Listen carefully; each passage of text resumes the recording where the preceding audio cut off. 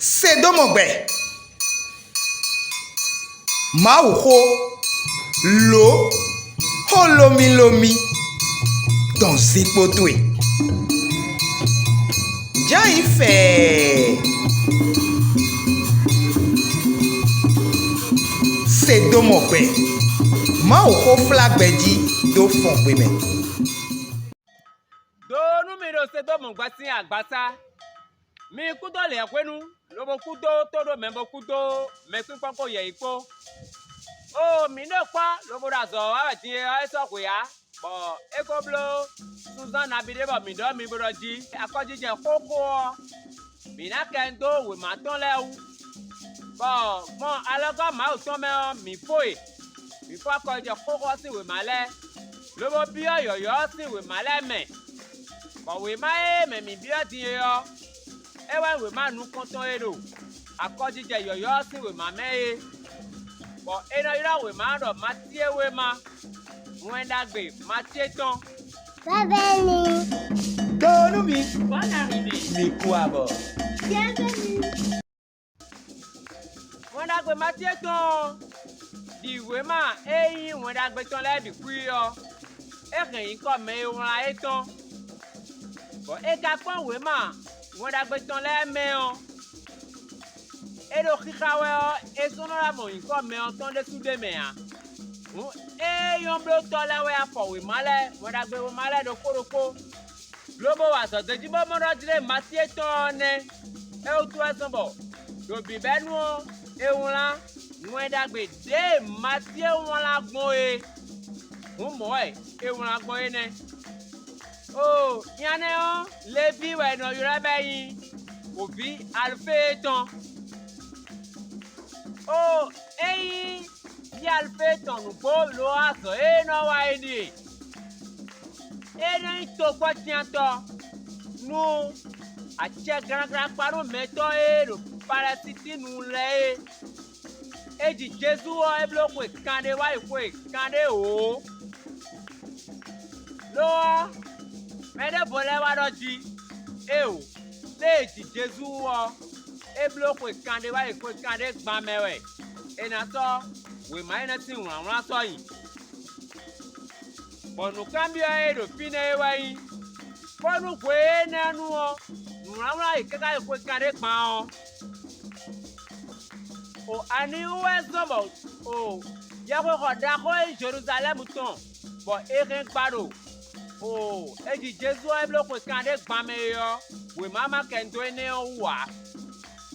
Ene azombo. Lili ene o eso yayin.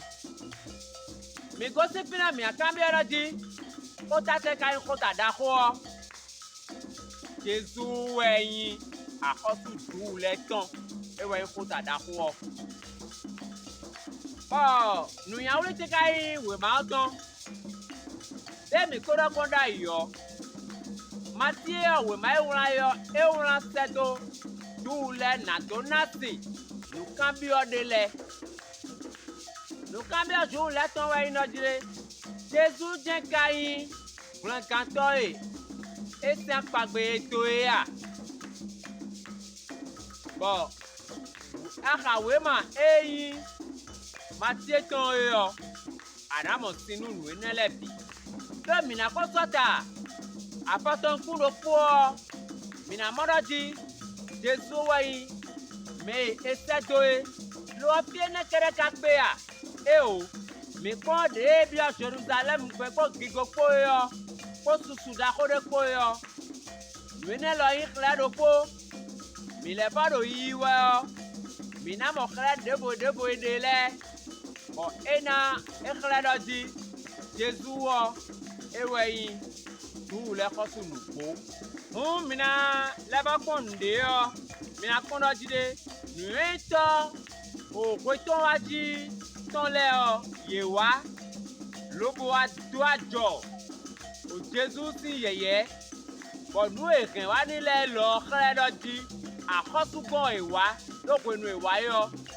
Ye ten akosu wo. Lo chodo e na wa e do jide. Akosure si suvie mimoro tibowa unu ne bi kre do je Jesu o. Akosue si apa akɔdidi koko do yɔ ewe. Sédomongbè minu ma nɔ kpɔbɔ wa sɔ yɛ mi kpla mi do. Ne Jesu ka yi didi kla gbɛ do Matthieu si we ma wɔn mɛ. O Matthieu si we ma wɔn ede kla ganagana dɔ di. Jesu wɛ yi o Mesia ɔ esi apa edo do akɔdidi koko ɔmɛ ye. Bon, maman, Jésus, Abraham aussi vit, pour avoir une David vit.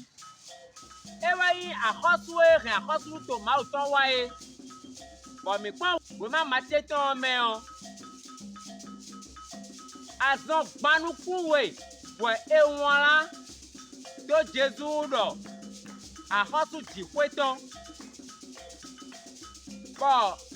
Matthieu si o ma do po ele bo te de ji to nu wo mo do ji o Jésus o eye wa kun gan wa do to guton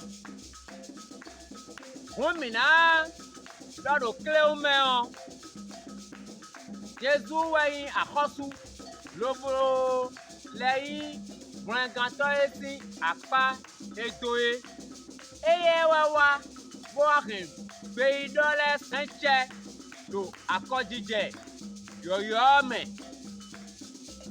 nu emi gan mi ado to fine ene kleo me mi adoji Matthieu si we ma o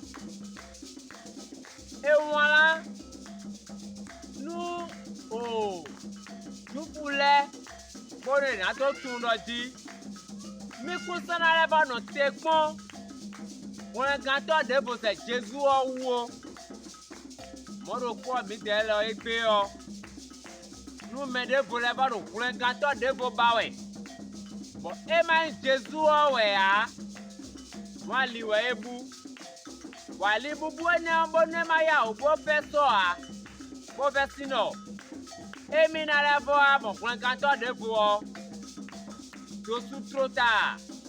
Et n'a pas venu. Là, nous Saint-Domingue, 98, 88, 98, 30. On n'a vu tout, on a vu nous et le toro miwe. Mina tout le Sédomongbè diwe midi. Pour mi mania ouli. Nous et là et ma au so Sédomongbè de ko mi ton le ya o. Ko ton wa suo. Et n'a venu mi. Wala sodo nuo bigbaton enawa veu desu toro meto sunu yonu mi sana inu kon ku gan mo a ajanu gba ko bo so ga so sure me edo e kojagbe Sédomongbè minu ma nɔ kpɔbɔ wa sɔ yɛ mi kpla mi do. Là, nous Saint-Domingue, 98, 88, 98, 30.